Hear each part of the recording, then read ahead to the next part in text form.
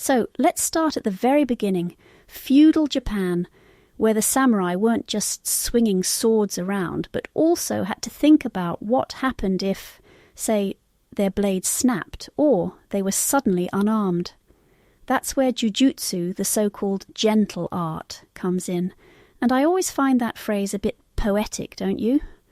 Gentle in the sense of yielding, redirecting, not brute force.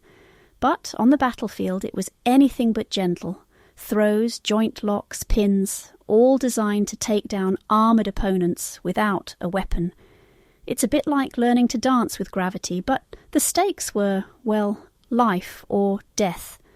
Yeah, and what's fascinating is how those techniques, throws, pins, joint locks, were all about efficiency. You couldn't outmuscle someone in armor, so you had to use leverage, timing, and honestly, a bit of cunning. I mean, the samurai weren't just warriors, they were strategists. Jujutsu was their insurance policy when things got unpredictable. And Nikki, you've actually trained in Japan, right? I have, and I'll never forget this one winter in a tiny rural dojo outside Kyoto. The sensei must have been in his 80s, and he moved like water, just impossibly smooth. He told us, if you can't fall safely, you can't fight safely.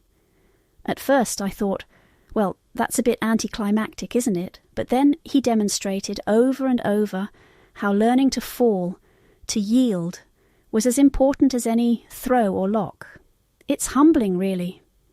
You realise the art isn't just about defeating someone, but surviving, adapting, and sometimes letting go of your own stubbornness. Yielding as survival. There's a lesson for modern life, isn't there? I love that the so-called gentle art was born from necessity, not nicety. It's a paradox. The softest approach can be the most devastating. And Nikki, your story reminds me, sometimes the most profound wisdom comes from the quietest corners, not the grandest halls.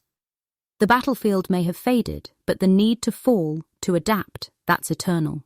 So fast forward to the late 1800s, Kanō Jigorō enters the scene. He's this young, bookish guy, but he's got a mind like a steel trap. He studies Tenjin Shinryo and Kito Ryu, two of the big jujutsu schools, and he starts thinking, what if we could take the best of these traditions, but make them safer, more, educational? Exactly. Kanō wasn't just collecting techniques, he was reimagining the whole purpose of martial arts. In 1882, he founds the Kodokan, and suddenly it's not just about self-defense or even winning.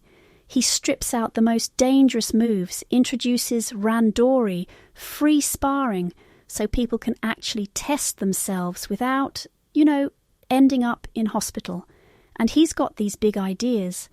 Maximum efficiency, minimum effort, and mutual welfare and benefit. It's not just about you getting stronger, but about everyone growing together. That maximum efficiency principle, Seiryoku Zenyo, really resonates with me. In the military, you learn quickly that brute force only gets you so far. It's about adapting, using what you have, and not wasting energy. Sometimes survival depends on being able to change tactics on the fly. Kanō's approach was almost strategic in that sense. He wanted judo to be a way of life, not just a set of moves. And there's something quietly radical about that, isn't there? Kanō takes this battlefield art and turns it into a philosophy for living. He's not just teaching people how to throw each other around. He's teaching them how to move through the world with intention, with care. The shift from kata, those rigid, prearranged forms, to randori, where you have to improvise, feels almost like a metaphor for life. You can rehearse all you want, but when the moment comes, you have to respond, not just recite. And that's what makes judo so different from its roots. It's not just about what you do on the mat, but who you become off it. Kanō saw judo as a tool for personal and social transformation. I think that's why it's endured and why it keeps evolving. So let's talk about how judo leapt from the tatami mats of Tokyo to, well, pretty much everywhere. After Kanō's reforms, judo gets picked up by Japanese schools. Suddenly, it's not just for warriors, but for kids, for communities. And then, by 1964, it's in the Olympics. That's a wild journey for something that started as a samurai's last resort. Yeah, and that global spread changed the art again. The focus shifted even more from kata to randori, real live practice. But it wasn't just about sport. Judo became a way to teach discipline, respect, and honestly, how to be a better citizen. There's this case in Paris, schools using judo to help at-risk youth. Instead of channeling aggression into violence, they're learning to work together, to respect boundaries, to build community. It's mutual benefit in action. It's beautiful, really. Judo's not just about medals or technique, it's about character. I've seen it firsthand too in my own workshops. The kids who struggle most with anger or self-doubt often become the most dedicated judoka.